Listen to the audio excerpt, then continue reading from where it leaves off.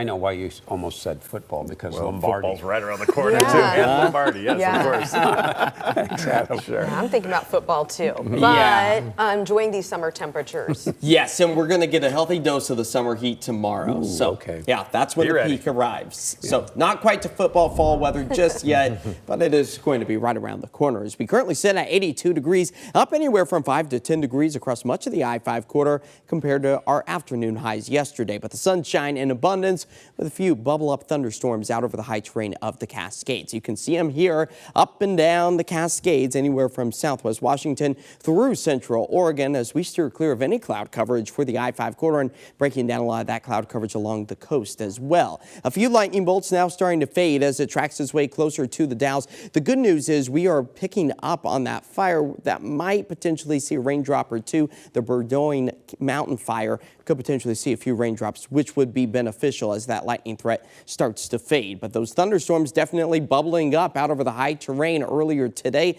making for some mesmerizing shots out over the Cascades. As the severe weather threat is really absent, it's all going to be garden variety. A few lightning bolts, a few rumbles of thunder, gusty winds, all a possibility through the remainder of this evening. And then it ramps back up again for the southeast corner of the Beaver State, moving our way into tomorrow afternoon. As our rain deficit still continues to sit at about 7/100ths of an inch after we managed to pick up on some soaking rains earlier this week. July filling up the bucket to more than 3/10ths of an inch. So no real impact as far as our drought situation goes. If anything, maybe putting a bit of a pause on it for at least the Portland, Vancouver area, as severe drought has found its way back into the Willamette Valley, the Blue Mountains as well. It's the northeast corner of our state that still holds on to the extreme drought. As our temperatures are beginning to warm back up into the low to mid 80s for the I-5 corridor, 60s for the coastline, and that summer heat out towards the east, as you can see some of those clouds building over the Cascades there to the south and east. As we sit at 82 now, keeping those skies clear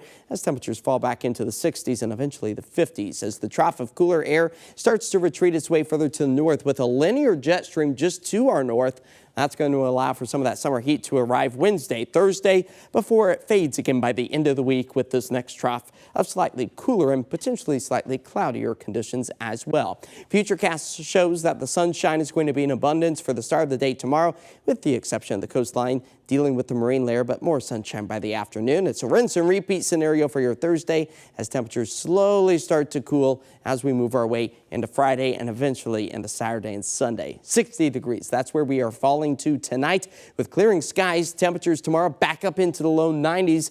Summer not done with us just yet. We are still in the month of July as our 7-day forecast is showing that dry, sunny stretch of weather that we typically see in the heart of the summer season. But the overnight lows giving us a break as we fall back to the mid to upper 50s over the next 7 days before our next warming trend takes shape by the middle of next week. All right, but that 91 tomorrow, I feel it's definitely bearable compared to what we see. It is short-lived indeed. All right, we'll be right back.